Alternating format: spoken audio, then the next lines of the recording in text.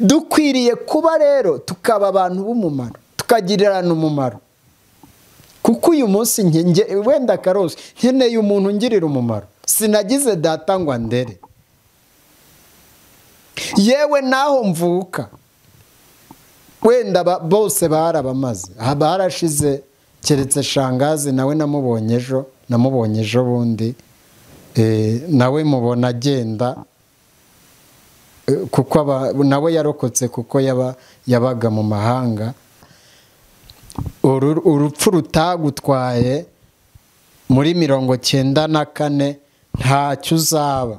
Hazaza ibihurura, hazaza ibikomeye, hazaza abishi, hazaza abagambanyi, hazaza abaguhiga, ariko humura, humura, humura, humura. Nubwo hari abantu bakikurwanya, ariko humura.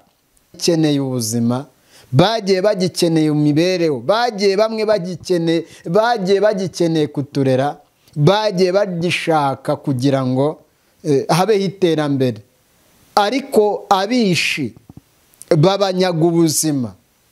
Ariko turashimira Imana yuko nta bapfira gushira.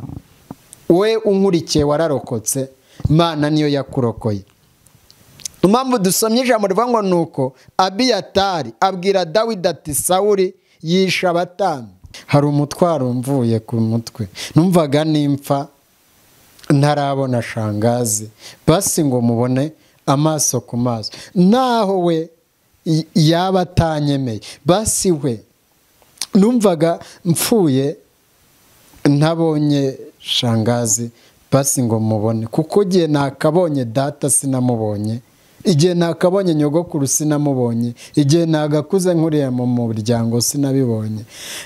Nahise numva ko jenoside ikirangira,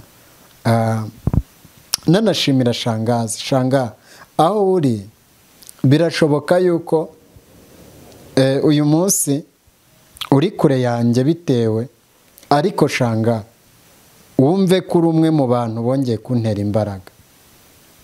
Shanga wumve kuri umwe nari mbonye ryanyibukije ibyo bajyaga bankubita. Hari ukuntu wanyuraga ku muntu ngo dore kari akayoka, dore kari akayoka, kumva hari ubuzima Yesu yagiye aduha.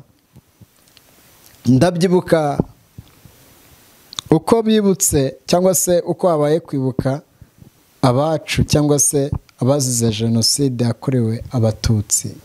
Nge haba muri ngewe ikintu bita intimba, nibe n'abandi, ariko nge ngira intimba ikomeye ku ruhande rwanjye, kuko ubu kuyisobanura biragoye. Gusa akantu nashimiye shanga, aho uri wumve ko ntabwo turi twenyine. Abacu baragiye shanga, barabishe, bari mu nzibutso zitandukanye.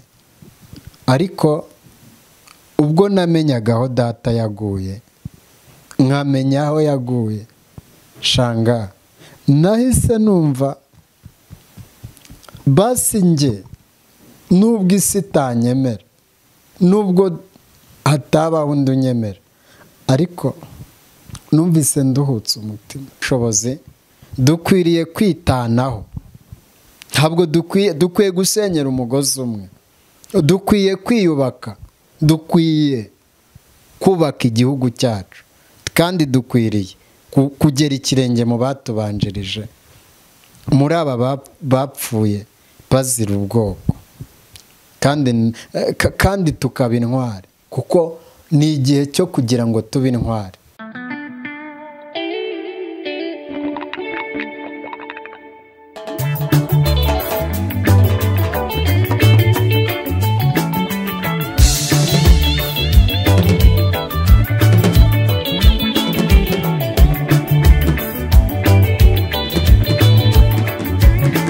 Nyemerera nongere ngusuhuze wowe inshuti yacu, wowe ubana natwe mu biganiro ndetse n'amakuru atandukanye ajya anyura kuri Karosi TV. Turashimira Imana yo yaturinze kandi yaturokoye, kandi turayishimira kuko ikidutije ubuzima ikibashije kutwongerera imbaraga, kuko muri iki gihe ni igihe twumva dushaka kugira ngo natwe twiyubake, twibuke twiyubaka, kuko ni igihe cyo kugira ngo twiyubake, kuko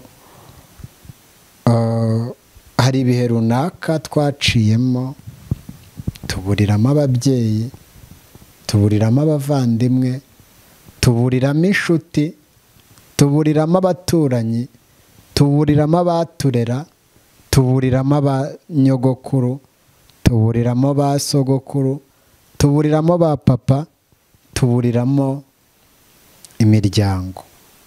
Rero ndihanganisha imiryango yose yabuze abayo muri Mata 1994, 1994. Wari umwaka w'amaraso, wari uw'amata, ariko ku bw'abishi uhinduka amaraso.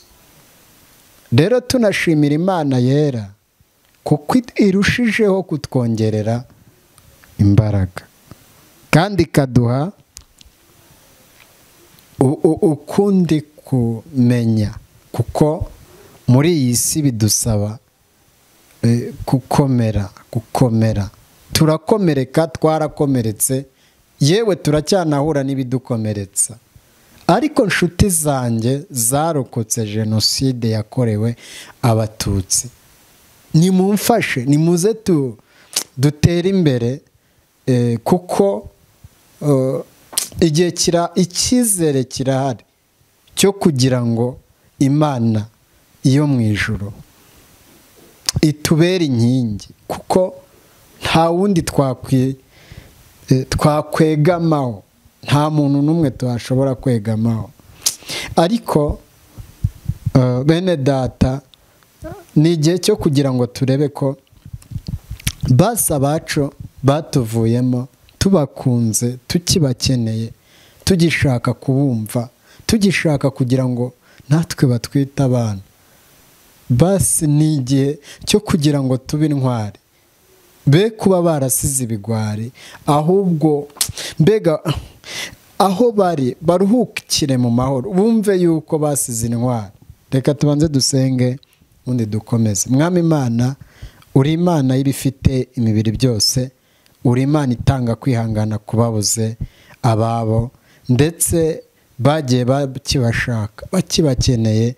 Ndagira ngo nyakubahwa Imana, muri iyi minsi 100 turimo yo kwibuka, uhe abantu bose barokotse jenoside yakorewe abatutsi, ubahe kwihangana, abafite imitima ishenjaguritse kubera ababo ubashe kubasana imitima yabo. Kristo ni wewe ujya wunga imitima, uri se w'imfubyi, uri umugabo w'abapfakazi. Reka utwunga imitima yacu, ko dufite agahinda, dufite umubabaro, ariko turagusabye kugira ngo ubashe kugira icyo dukorera. Ngaho turengere kandi ufashe buri wese uri mu bibazo, wite ku bafite umubabaro, ugira icyo ukorera bera. Tubigusabye kugira ngo nanjye aka kanwa nshyigikire, kugira ngo ibyo mvuga byose ubishyigikirishe ubugwaneza bwawe. Urakoze, mbisabye mu izina ryawe Yesu Kristo, amen. Ubwo rero nasabaga, reka tubanze dusome iri jambo ry'Imana muri Samweli, igitabo cya Samweli cya mbere, ibice ni 22 ku murongo wa 20, wenda dusome na rimwe. Aravuze ngo, nuko Abiyatari abikira Dawidi ko Sawuli yishe abatambyi b'Uwiteka. Dawidi abwira Abiyatari ati, urya munsi ubwo narebaga Dowegi umunyedomu, namenye ko atazabura kubibwira Sawuli. Abo mu rugo rwa so bose nijye bahowe. gumana nanjye humura, kuko uhiga ubugingo bwanjye ari we uhiga n'ubwawe. Nubana nanjye ntacyo uzaba. Tugiye kuganira ijambo rifite umutwe cyangwa intego ivuga ngo humura ntacyo uzaba. Urupfu rutagutwaye muri 94 ntacyo uzaba.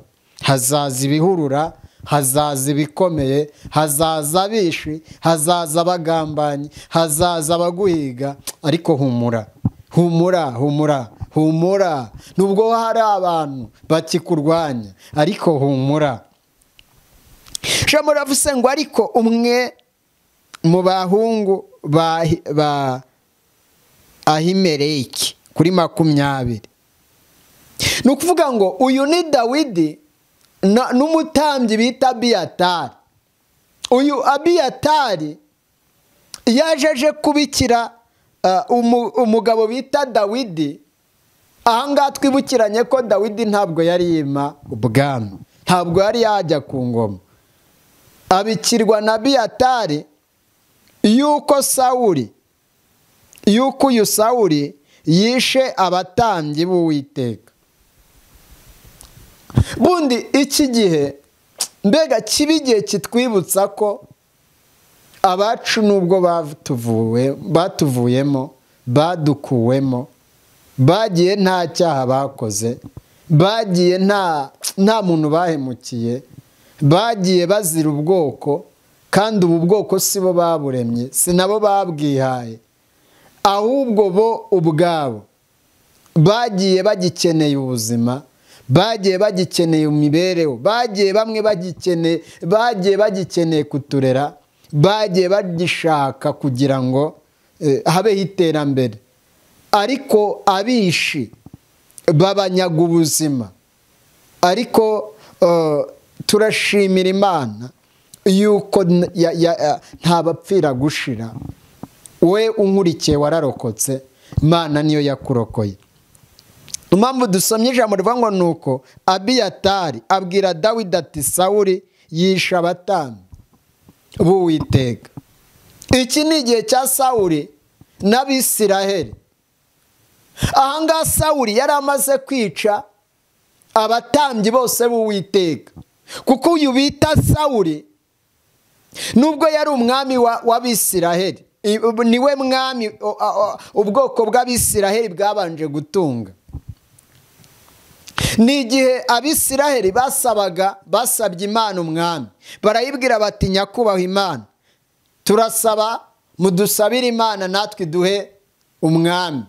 Noneho igihe basabaga umwami, babivuze biba ngombwa yuko Imana nayo yumva, aribwo yabahaga uno mwami bita Sawuli. Sawuli ayobora imyaka ingahe? 2. Amara imyaka 38 yose Imana aramuciye. Ahangaha twumvikane ko Dawidi yari ari mu kibazo cyo guhangana na Sawuli. Ubundi iki kintu bitihangana, turashimira leta y'ubumwe y'u Rwanda kuko yakuciye ikintu bita amoko. Kumva ko turi ubwoko bw'Imana, twese Abanyarwanda turi ubwoko bumwe, turi ubwoko bw'Imana. Icyakora iyo tugeze mu minsi 100 yo kwibuka abacu, yo kwibuka abazize jenoside yakorewe Abatutsi, nasaba uwo ari we wese kugira ngo mbega muri twe habemo imbabazi, kuko twarahemukiwe.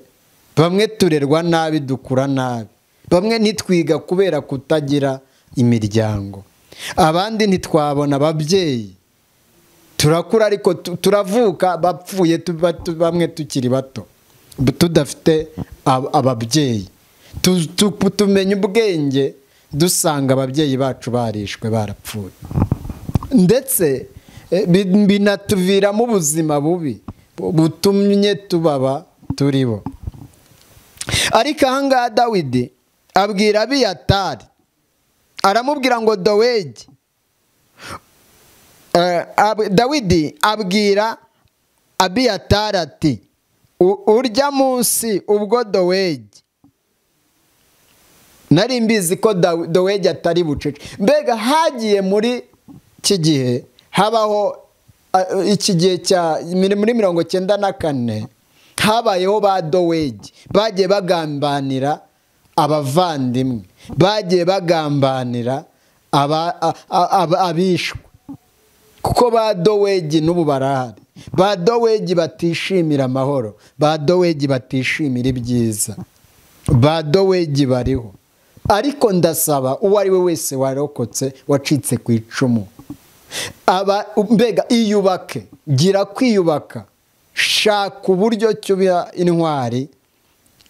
Kwaba abacu badukuwemo bagiye tukibakunda, bagiye tukibakeneye, bagiye tucyumva ko mbega ujye ukurura ubuzima, wumve yuko bagiye ariko bakeneye n'ubutwari bwawe, bakeneye ubutwari bwawe, bakeneye ko wiyubaka, bakeneye ko utera imbere, bakeneye wowe wasigaye warokotse iyi nkota, warokotse uru rupfu, wavuye mu mirambo, witwarwa n'agahinda, wiheranwa n'agahinda, ahubwo imbere ni heza, imbere ni heza, kuko aba bacu batuvuyemo bakeneye kugira ngo barebe ko turi intwari, bakeneye kugira ngo tubyare, tworore, mbega imiryango isubireho. Turashimira leta y'ubumwe yaduhaye agaciro, yongeye yubakiye abapfakazi, yishyuriye abana bariga. Ni ukuvuga ngo Isave iwacu hari umuryango bita Duhozanye. Ni ukuvuga ngo iyi miryango yagiye iboneka yo gufasha abantu bose, abantu barokotse jenoside cyangwa se bacitse ku icumu rya jenoside. Ni ukuvuga ngo mbega turashimira leta yuko itatereranye abantu bose bahuye n'ikibazo cya jenoside. Ni ukuvuga ngo tujye dushimira n'Imana duhaye ubuyobozi bwiza, nubwo wenda ngo nta byera ngo de, ariko uko biri kose turashimira leta y'ubumwe itaradutereranye, itaratugiye kure, leta ikomeje kuba yubakiye abapfakazi. Nacyo ni amashimwe, ni ikintu tugomba kwiyubaka, tugomba kwiyubaka tugashimira Imana, kuko itaratumye natwe twicwa muri 1994 yagira ngo dutere imbere, tugere imbere, mbega natwe tugira aho tugera. Uyu munsi utera intambwe, mwene data warokoze jenoside, unyemerere utere intambwe, ushaka ikintu gituma abacu batuvuyemo bagira ibyishimo. Bene da, ntimuzibwire ko upfuye burya utashye, aba bacu barapfuye kandi bapfa nubwo bishwe n'abishe, ariko nta cyaha bakoze, nta cyaha bakoze, kuko barishwe, bicwa ntawe banga, bicwa ntawe bariganije, bicwa ntawigeze wenda ntawe bahemukiye mbega mu bundi buzima. Bivuze ngo rero twiteguye kuzabasanga mu ijuru, baradutegereje, bari mu ijuru kwa Jabiro, baradutegereje, badutegereje igihe tuzaba, igihe itorero rizataha, igihe itorero rizazamurwa, abera tuzabasanga mu ijuru, abacu tuzongera tubabone, amaso yacu azongera abone ababyeyi bacu bagiye, amaso yacu azongera abone abavandimwe bacu bagiye, amaso yacu azongera abone intwari zatwaranye, zapfuye zizira ubwoko kandi atari bo baburemye. Bene data, nagukangurira wowe unkurikiye kugira ngo wowe ugumane nanjye, kuko Dawidi yabwiye Abiyatari, aramubwira ngo Dowegi umunyedomu namenya ko atazabura kubibwira Sawuli. Ubwo rero ni ukuvuga ngo uwo ari we wese wirememo icyizere, kuko icyizere kirahari, kandi ntacyo tuzaba, kuko dufite leta nziza, dufite leta y'ubumwe, leta y'ubumwe bw'abanyarwanda irakomeje kandi tubereye maso. Ni ukuvuga ngo byanze bikunze turacyafite icyizere, icyizere kirahari, nubwo ibitugora ibitubabaza birahari, ariko ijambo ry'Imana ryavuze ngo gumana nanjye, humura ntacyo uzaba, kuko uhiga ubugingo bwawe ni nawe uhiga ubwanjye. Ni ukuvuga ngo byanze bikunze uyu munsi iyo tutagira leta y'ubumwe, wenda ngo izi imfubyi itwiteho, ntabwo tuba turi abaturi, bamwe ntitwari kuba abagabo, abandi ntabwo twari kuba tukiriho, kubera yuko habaye ibihe byinshi ndetse ibihe bikomeye, ibihe bibabaje. Ndabyibuka igihe jenoside ikimara kurangira, wenda njye sinagize amahirwe yo kwiga bitewe n'ubuzima, kuko nase n'umuntu wikubita muri koma, ari naho njya mvugira ngo nabo habayeho ikintu cyo kumva ko nanze Imana bitewe n'intumbi nabonye, cyangwa se abantu bapfuye bishwe no kwicwa. Nahise numva ko mbaye kare, umutima n'ubwenge bwanjye biragenda.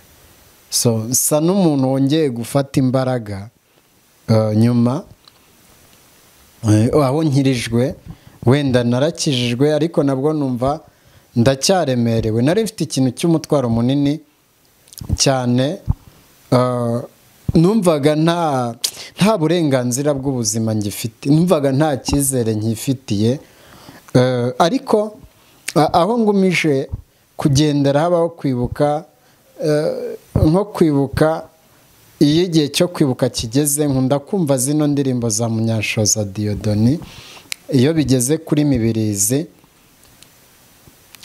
akaza kuri Nyanza ya Butare, izi ndirimbo ziranyubaka, numva ko haracyari icyizere, hari icyizere cy'ubuzima, kandi icyizere kirahari.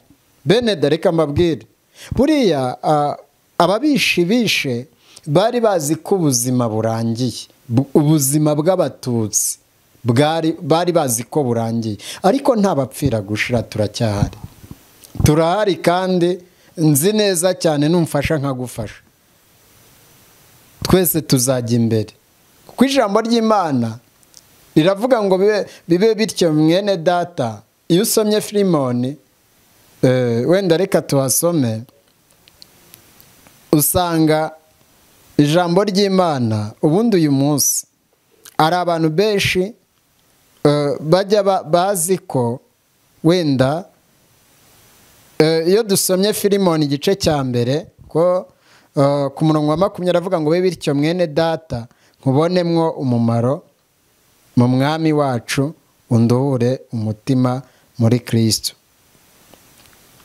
Ni ukuvuga ngo dukwiriye kuba b'umumaro, dukwiriye kugirirana umumaro. Bene data reka mbabwire, keretse ikintu Satani yazanye mu mitima y'abantu cyo kuryana, ariko ubundi igihe jenoside ikirangira, numvise nshaka kugira ngo tugirane ubumwe.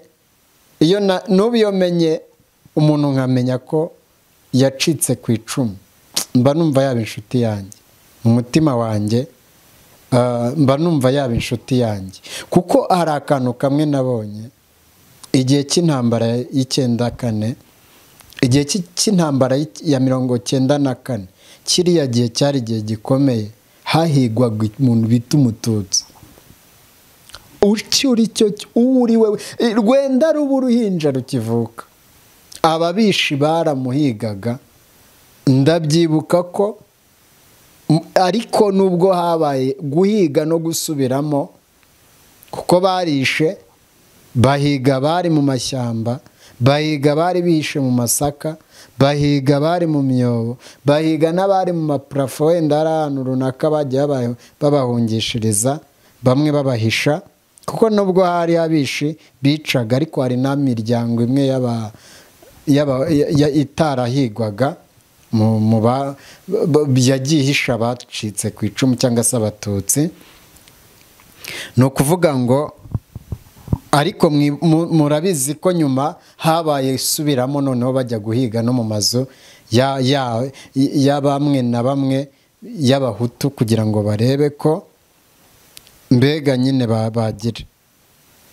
Ni ukuvuga ngo rero uyu munsi igihe kirahari cyo kwibuka abacu bazize jenoside yakorewe abatutsi, ariko haracyari n'icyizere cyo kwiyubaka, tukiyubaka. Ubundi kwiyubaka bivuga kwisubizamo imbaraga ndetse no kwibuka ibyabaye tukumva ko bitazanongera.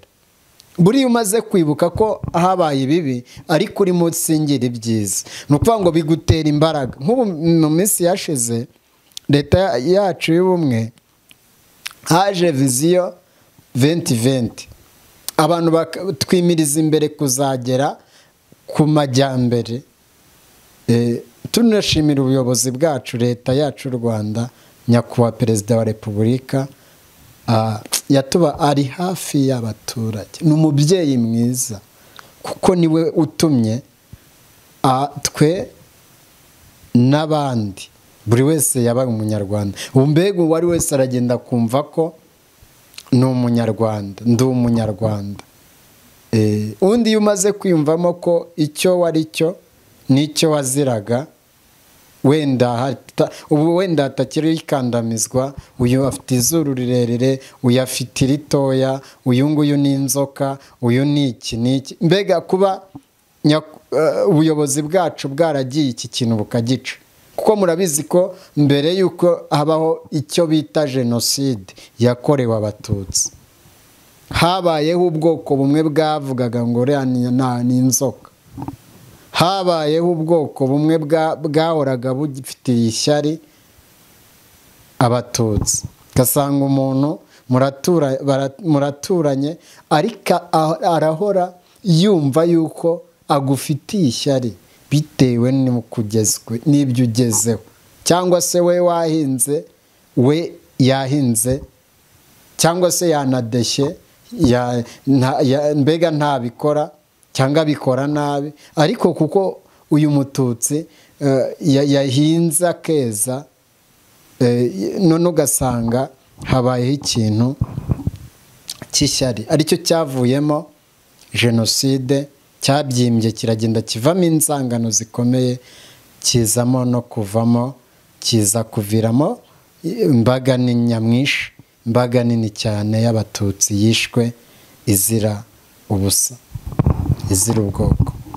Rero uyu munsi ijambo ry'Imana ryavuze ngo bibe bityo, mwene data, nkubonemo umumaro mu mwami wacu, unduhura umutima muri Kristo.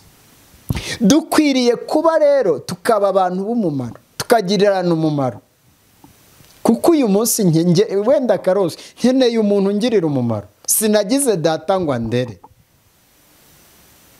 yewe naho mvuka wenda bose barabamaze, barashize, keretse shangazi nawe namubonye ejo bundi, nawe mubona agenda kuko nawe yarokotse kuko yabaga mu mahanga, nawe namubonye ejo bundi. Ariko gusa turabishimira Imana, nabyo ni iby'agaciro kuko yaraje ubwo twari ku rwibutso tugiye kwibuka abacu aho bashyinguye. Numvise niyongeyemo imbaraga, anyereka aribwo twajyaga no kureba aho nyogokuru nawe yashyinguwe. Numva mu mutima numva hari ikintu kinini kivuyemo, numva hari umutwaro mvuye ku mutwe. Numvaga nimpfa ntarabona shangazi, basi ngo mubone amaso ku maso, naho we yaba atanyemeye, basi we numvaga mpfuye ntabonye shangazi, basi ngo mubone. Kuko igihe nakabonye data sinamubonye, igihe nakabonye nyogokuru sinamubonye, igihe nagakuze nkuriya mu muryango sinabibonye. Nahise numva ko, ariko mbonye shangazi nahise numva ko ari umutwaro uremereye umvuye kuho uraturwa. Ubu rero iyo tugeze mu gihe cyo kwibuka, nanjye ndumva noneho nibuka abanjye nk'umuntu noneho uriho kandi mfite ntumbiriye imbere, ndumva ntumbiriye imbere aho kuza, ndumva mfite none icyo kurwanira. Ko mbere ho nabagaho nyogokuru wanyitagaho yajyaga nsa ambwira ati iwanyu reba, ndabyibuka intambara ikirangira cyangwa se jenoside ikirangira, nanashimira shangazi, shanga aho uri birashoboka yuko uyu munsi uri kure yanjye bitewe, ariko shanga wumve ko uri umwe mu bantu bongeye kuntera imbaraga. Shanga wumve ko uri umwe, ejo bundi munkorera anniversaire nibutse ko nanjye noneho nakagize umubyeyi. Ubundi intambara kuva jenoside yaba nabagaho nguruka, ntagira umuntu nyitaho, ntagira uwo mbabara ngo ambwire ngo humura, ntagira umuntu wambwira ngo ahubwo aho nkubise bati uyu ni uwo kwa runaka n'ubundi ni agaki. Mbega reka mbabwire basi ikintu cyo gukomeretsanya abantu. Hari igihe ubwira umuntu ijambo, bamwe numvise ejo barimo bakomanta ngo ku ijambo nababariyeho rituma nanarikoraho, nari mbonye ryanyibukije ibyo bajyaga bankubita. Hari ukuntu wanyuraga ku muntu ngo dore kari akayoka, dore kari akayoka, kumva ni igitsikamutima, ni ikintu kibabaje, ni ikintu kitumye noneho nakwibuka ko bari kunyita inzoka nyamara nta muntu n'umwe mfite, nkumva undi mubabaro. Nanone kandi nareba umuntu undi butakire nkabibura. Umunsi umwe nageze kubabara, numva nanajya kuyijugunya muri Nyabarongo, narindi Kigali, inabani Kigali, ubuzima bwari bwancanze. Nibuka ko aho narerewe nta munezero nigeze mpagirira, n'ubundi ntawo. Kunabaga wenda nicuruza ubuntu bwa resitora kugira ngo ndebe ko nabaho, noneho ariko ndashimira Imana. Wenda twasomye ijambo ry'Imana rivuga ngo bibe bityo mwene data, nkubonemo umumaro mu mwami wacu, nkubonemo umumaro mu mwami wacu, unduhura umutima muri Kristo. Mu buzima hari ubuzima Yesu yagiye adupangira, hari ubuzima Yesu yagiye aduha. Ndabyibuka uko bibutse cyangwa se uko habaye kwibuka abacu cyangwa se abazize jenoside yakorewe abatutsi, njye haba muri njyewe ikintu bita intimba, nibe n'abandi, ariko njye ngira intimba ikomeye ku ruhande rwanjye, kuko ubu kuyisobanura biragoye.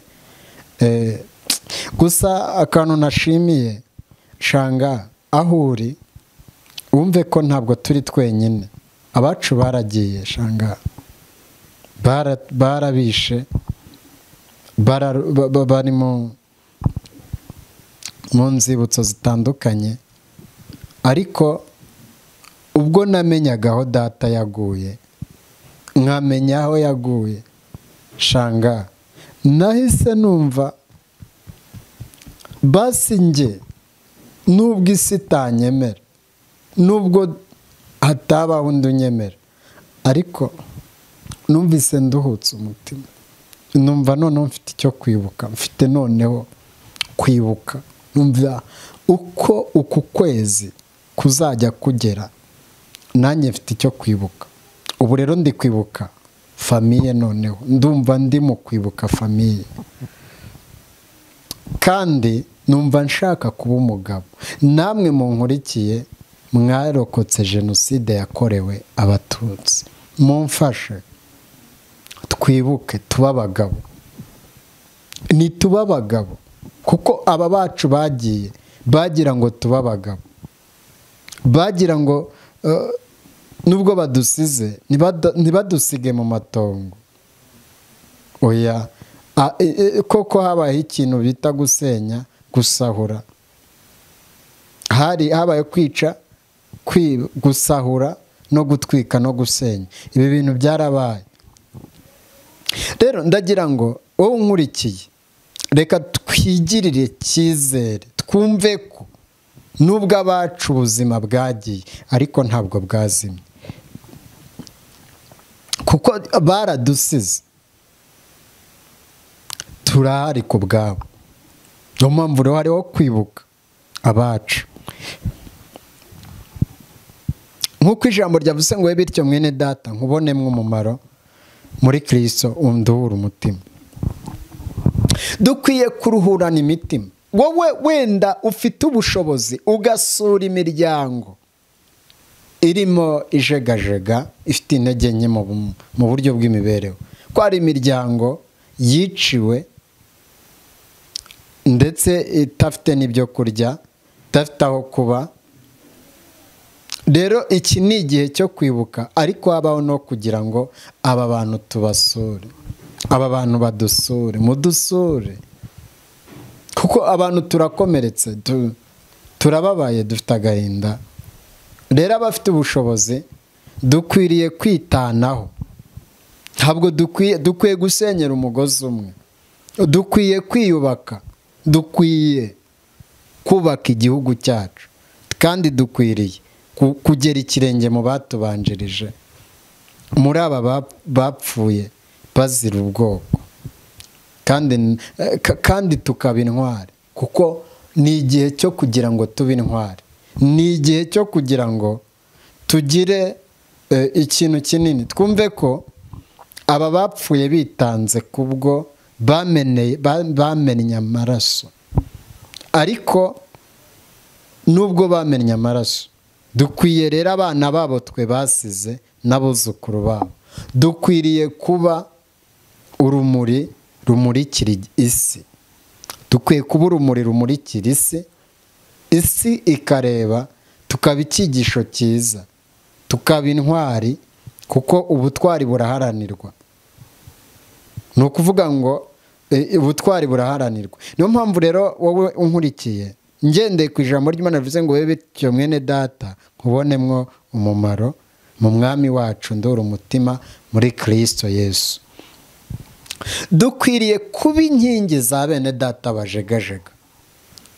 kandi abatwishingikirijeho bose tukabagirira umumaro ubundi muri ubu buzima muri iyi minsi 100 ndetse muri iki cyumweru cyo kwibuka ndagira ngo uwo ari we wese nubwo akazi gakomeje nubwo imirimo ikomeje koko ariko buri wese gira kwibuka kandi kwibuka ntibireba ababiciwe gusa birareba umunyarwanda uwo ari we wese ko hari igihe tugera muri iki gihe ugasanga abantu bamwe hari abatabyumva neza bakumva ko abakwiye kwibuka ari abantu nyine biciwe ariko no turi abanyarwanda dukwiye kwibuka dufatikanije kuko ibi byabaye tukanaharanira ko bitazongera kubaho kuko nibwo bumutwari dukwiye kuba abanyarwanda bafashanya dukwiye kuba abanyarwanda bungana imitima kuko ni igihe Imana idutije ubuzima kugira ngo tugirane umumaro nzaza mbaha ubuhamya bw'irokoka ryanjye nuko twagiye turokoka n'inzira ndende tubicamo njya mbinyuramo ariko uko biri kose turashimira imiryango yagiye itwitaho kugera tubaye abaturi Imana ijya ibaha umugisha reka rero nshimire umuntu wese twabanye nagukangurira kwibuka no kwiyubaka kuba intwari gukomera kwirinda gukomeretsa ndetse no gukomereka umwami Imana naguhire kandi agukomeza igihe cyose tuzaba tukiriho tuzagirana umumaro umwami Imana nabaha umugisha mu izina rya Yesu Kristo amen.